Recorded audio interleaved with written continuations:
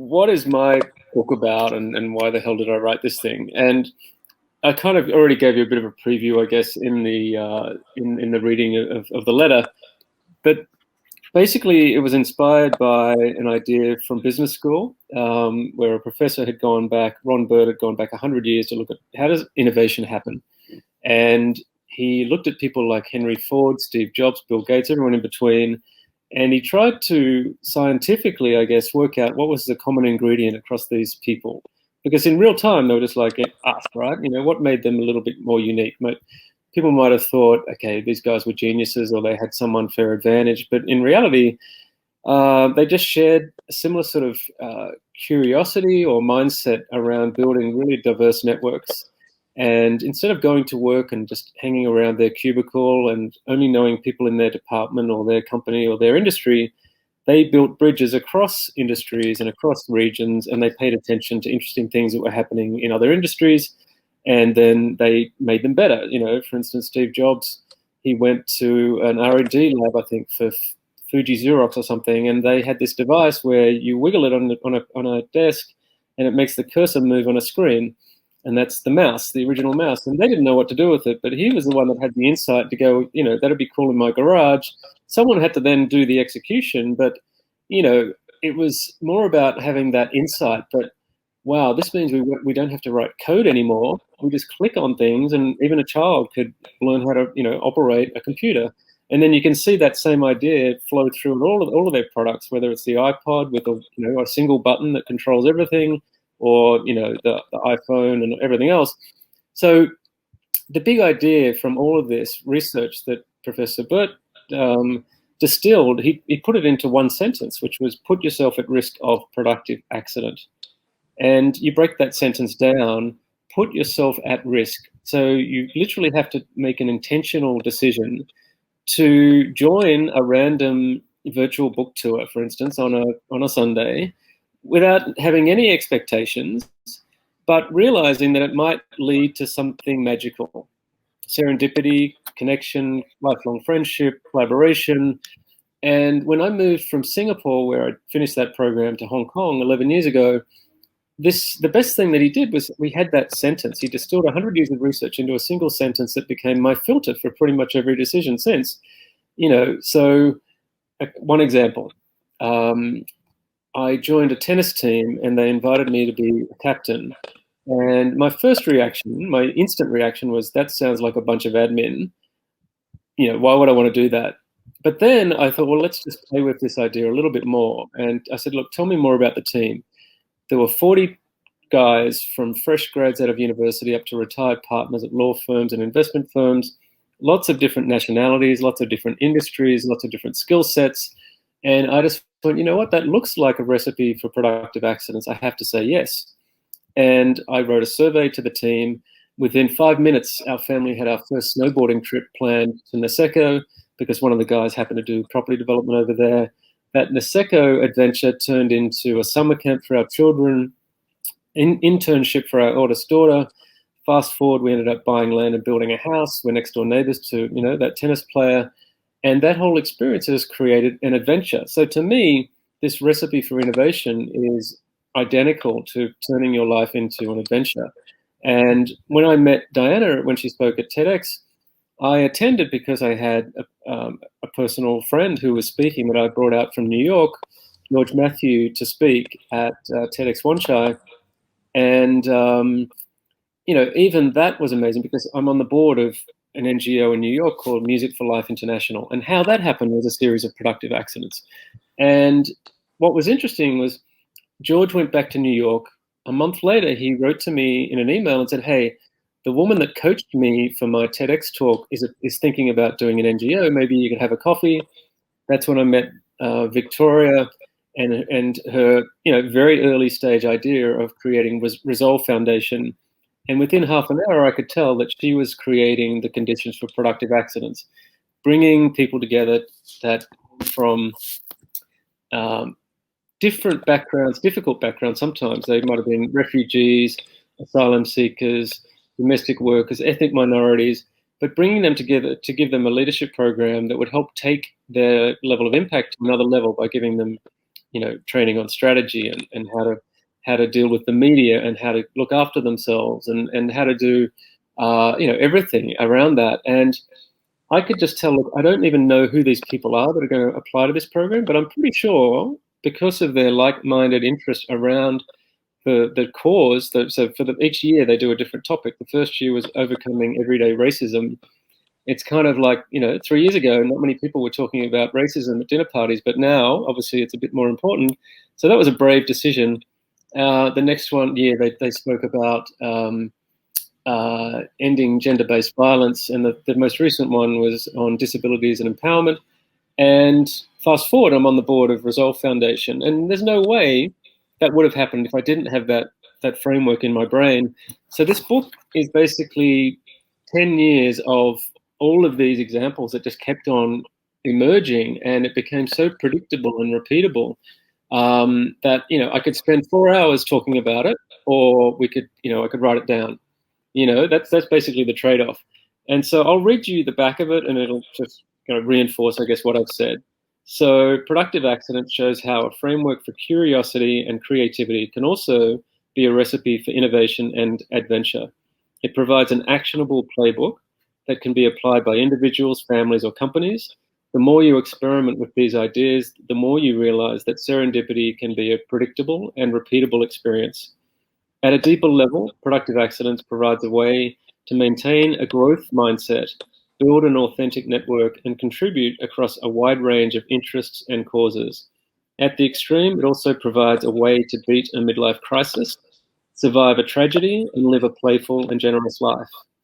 So I grew up on a BMX bike and a skateboard. I always throw it out there just in case any listeners are into that. That means we're going to be lifelong friends. But those sports provided this dynamic stream of creativity and innovation. Every month when we'd get this BMX Action magazine, there'd be new technology, new tricks, new techniques. And that sort of fed my imagination. It made me a better reader, it made me a better writer. And it's, given me a taste for creativity and design, and a taste for all things independent, including music, art, and people. And an interest in innovation and how it happens has been a constant companion that forms the core of the book.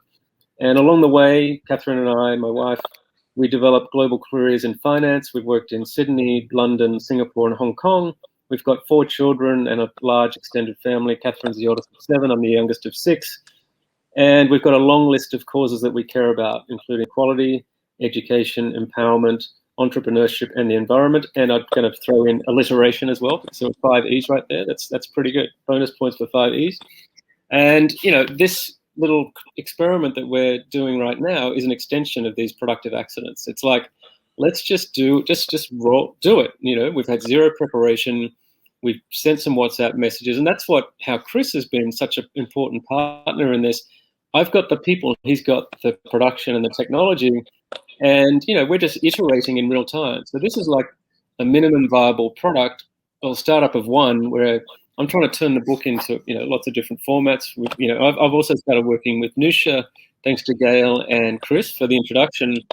We've got children's books that we're going to play with. We've got I've already got the audio book and other things. So to me, this is just an extension of the adventure so far, and you can see it going into perpetuity. So I think, Diana, you said 100-year life. I always joke that we're going to reach 120. Surely we can have 3 or 4 careers in amongst that. I know you just turned your nose up because maybe quality of life may not be too good at that stage, but anyway. No, I was thinking you're going to be 120. I'm pretty sure you're going to live so much longer than me because you're so energetic and you have so many projects. Today was extreme. This is busier than usual, but this morning, Ruby and I, our youngest daughter, got up at 5 a.m. to ride. She rode on the back of the Vespa out to Chateau as part of the annual Distinguished Gentleman's Ride, which is a global movement that helps raise funding for cancer research and mental health, in particular suicide prevention and things like that.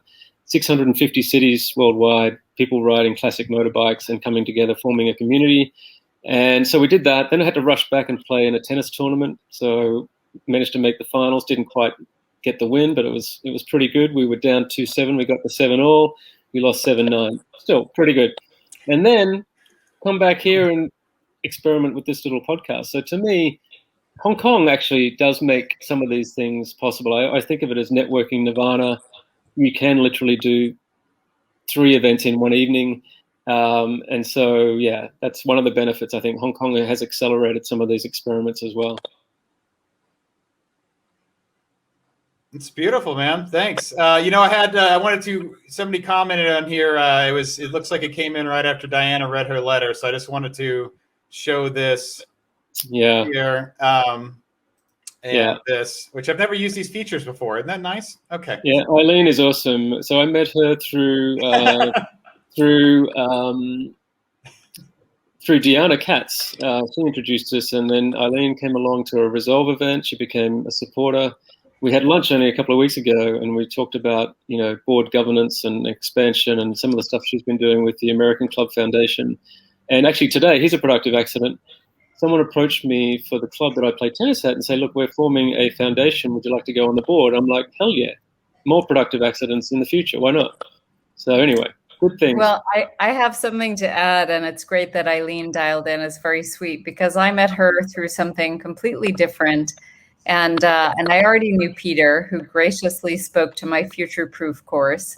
And Eileen is taking it. And before I could even say anything about Peter's book, Productive Accidents, when it came out, I think I missed one of their catch-up calls that they do together. And I saw on our WhatsApp group already, I'm buying Productive Accidents, Vikram in Austin, Texas, like all these people around the world, because Eileen had mentioned it on our call. So, amazing how things come together. And then I introduced Gail to Eileen, and Gail, over to you. There's some more magic here. Wait for this.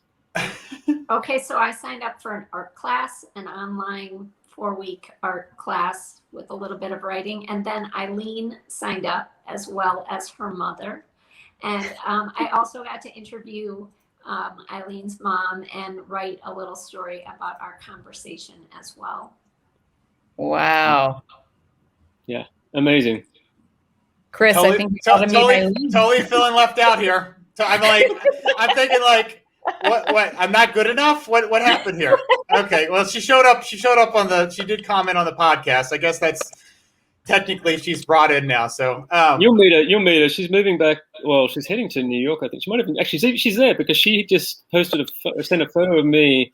She and Deanna, that I just mentioned before, had lunch together. So that she sent a really cool photo of them together. So yeah, she's in your time zone. So you should definitely reach out and have a chat. I'd like to do before we close up here is I'd love to get a photo of everyone holding their books like so we can get a screenshot. Everybody kind of get their book, something like that. There we go. That's good. Nice smile. All right. Yeah, that's great. Sweet. That'll be a nice screenshot. Totally. And I set up a Facebook group just, I don't know, an hour or two ago.